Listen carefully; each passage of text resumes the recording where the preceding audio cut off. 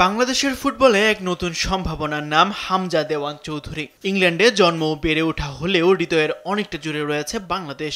Leicester সিটির এই midfielder সম্প্রতি ক্লাবের অফিসিয়াল অ্যাপে দেওয়া এক সাক্ষাৎকারে বাংলাদেশের মানুষের ভালোবাসা নিয়ে জানিয়েছেন মুগ্ধতার কথা।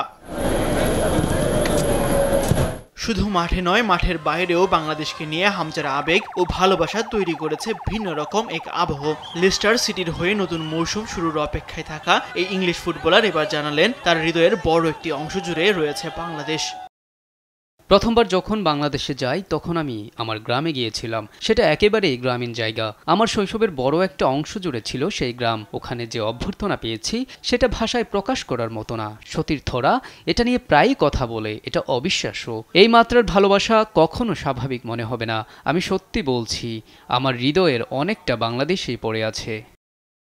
ফুটবলে বাংলাদেশ ও ইংল্যান্ডের আকাশ পাতাল পার্থক্য থাকলেও ভালোবাসা এবং আন্তরিকতায় এগিয়েই বাংলাদেশ। বাংলাদেশে পাওয়া ভালোবাসার সঙ্গে অন্য কোনো কিছুরই তুলনা দিতে চান না হামজা দেওয়ান চৌধুরী।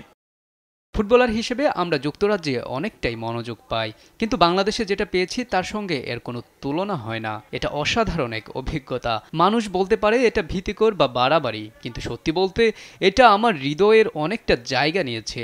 তারা সবাই শুধু ইতিবাচক এবং আমাকে ভালোবাসা দেখাতে সেখানে আছে, তাই এটা খুবই ভালো অনুভূতি।